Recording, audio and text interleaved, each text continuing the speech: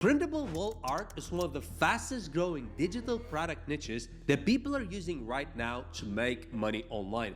For this, all you need is a Canva account, and in this video I'm going to show you how people just like you are creating printable wall art with Canva and then selling that on Etsy, other marketplaces, and their own website. So first of all, open up Canva and click on Canva AI. We want to start with creating a backbone design, and as you can see, I'm adding a very concrete description for AI to generate an image from. But if you want a different object, then of course, feel free to add a different description. Also, you can choose a style, and finally, we need to choose an aspect ratio. This is really important for this video. I'm choosing 3:4 for wall art. This is very suitable, and then just click submit. Now, as you can see, in literally just a few seconds, Canva gives me some AI generations. That's really amazing. But bear in mind, this is not a digital product just yet. This is not something you want to start selling. There's a few steps that we still need to do. So for the step 2, I want to actually edit the image so it looks more creative. It looks like I've actually added something. It's not just AI generated image with no input whatsoever. Not only that, I actually want to improve this image anyway. So what I'm essentially starting with, I'm playing around with filters. So I want to see if I can make it look a little bit better. And with that in mind, I also kind of want to have more objects on here. It kind of looks good, but it looks a little bit plain. So what I'm thinking about is actually adding another element on it, maybe some animal or something like that. So as you can see, I'm using Magic Edit, and what I want is AI to add me a bird, AI bird. That's absolutely amazing. As you can see, literally in just a couple of seconds, AI adds me a bird. I don't need to do anything, and this design now looks completely different. As you can see, I can actually select this bird as well. I can resize it, I can move it around and stuff like that. What is also very useful is auto adjust function on Canva. So what you can essentially do is you can click auto adjust and it will adjust intensity, temperature, tint, and stuff like that. For the step 3, we need to actually increase the quality and upscale this image. Go to your apps. If you don't have this app, just search it and then click on image upscaler. So decide how much to upscale the image, select 4 times, okay, and then click upscale. With that in mind, this image becomes bigger and you can click replace and this image will become larger. You may not see the difference on the screen, but it's a lot bigger. For the step 4, resize the printable ratios and add multiple pages in one file. This is important once we're going to be starting to sell this. As you can see, there's different sizes of these wall arts that are popular. So we want to create 11x14 page. So click down the arrow, more and custom size. So we want to be adding a new page, and then on here choose inches, 11x14. If you want to double check, you can refer to wall art size guide, and then once you're happy, click on create page.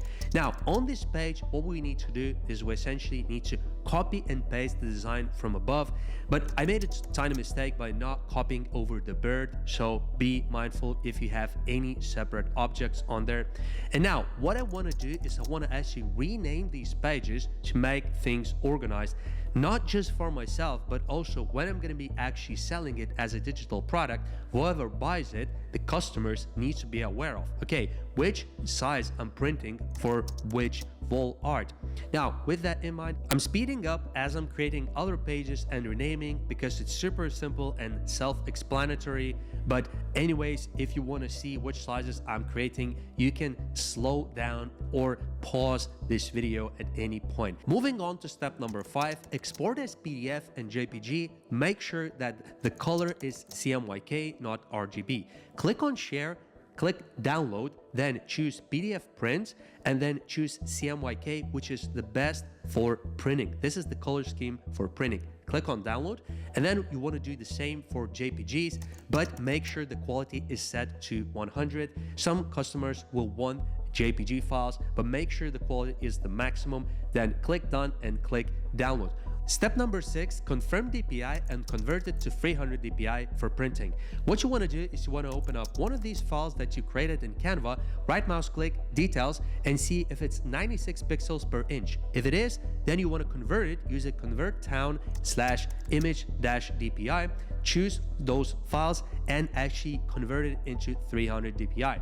This is recommended for printing. Next, after converting, you want to open up these files and check if it's now 300 pixels per inch. If it is, moving on to step number 7, creating mockups. You can do this using Etsy and Creative Fabrica. So what are these mockups? So these mockups are essentially wall art frames that are inside someone's home that you can add your designs to showcase to your clients how they would look like in a sample home.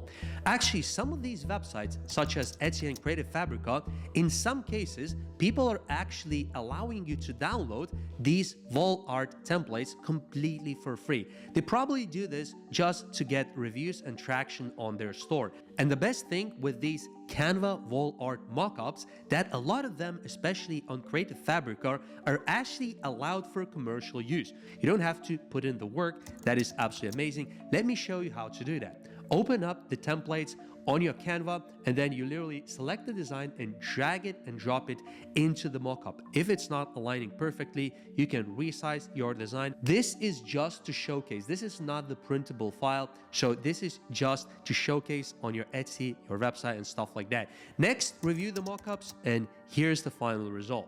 This is how it would look like in someone's home, and of course, the printable files would be what you're actually selling. Also, in this video, I want to go through 2 more online business models if you're interested in making money online. So the first one is e-com, where you actually hold the stock. So you buy the stock from China and import it into your own country for reselling and also drop shipping. I'm gonna walk you through now how you can use a platform called madeinchina.com to actually import products, source products, or potentially resell them as dropshipping. So here's the tutorial. Madeinchina.com makes it simple, fast, and scalable. This platform connects you directly to verified manufacturers, giving you access to millions of products across hundreds of categories so you can find what sells and start growing your online income.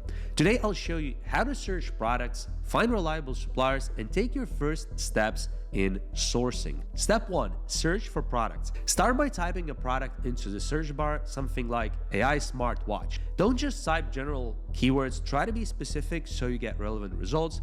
Once you see the list, use the filters on left side. So first of all, with the filters, there's a product list, there's a supplier list, and there's an audited factory list. So if I click on supplier list, it's gonna show me suppliers as opposed to products. Now, if I actually go back to the product list, it's a bit easier for me personally to browse it like that. So as you can see, I can choose like a different category. Smartwatch, that's like the main one, okay? So when I click that, I can choose secure trading, so product types that have the secured trading badge.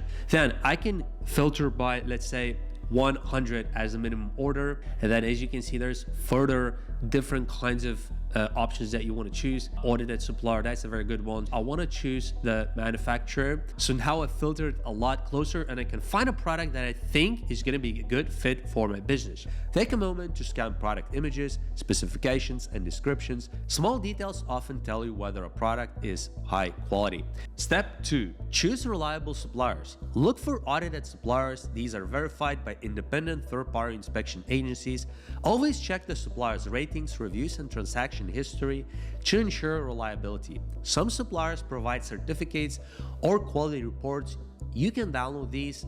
These are worth checking if you're serious about sourcing. If you're unsure, reach out to a few suppliers at once. Comparing multiple offers gives you leverage and helps you understand the market price for the products you want. Step 3, contact suppliers. Once you find a product you like, click Send Inquiry, specify exactly what you want, quantity, color, customization, shipping preferences, and delivery timeline. For real-time communication, use Train Messenger. It's built-in platform which helps all your messages to be organized. You can also manage everything from your virtual office, which tracks all inquiries, quotes, and order history. If you want multiple quotes quickly, use the RFQ tool. It lets you send requests to several suppliers at once and compare prices and terms in one place. Step 4. Place your orders safely. Some products have the secured trading service tag. This adds an extra layer of protection. Click Start Order Request, fill in your details, receive the payment link in Trade Messenger, and track your order under My Orders. It's also highly recommended to order a sample first.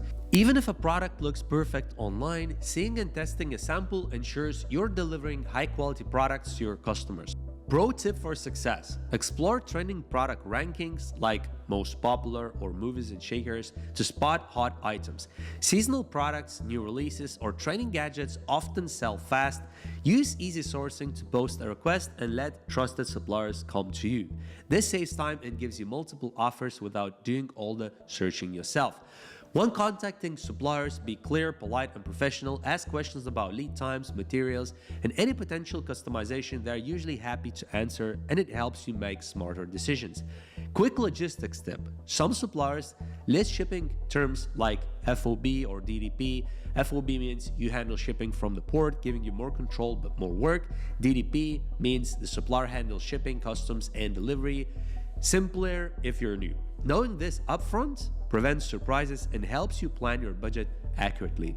Starting small is perfectly fine. Even a few products can help you test the market, track what sells, and scale gradually. MadeInChina.com makes it easy to source multiple products, communicate with suppliers, and track orders all in one place.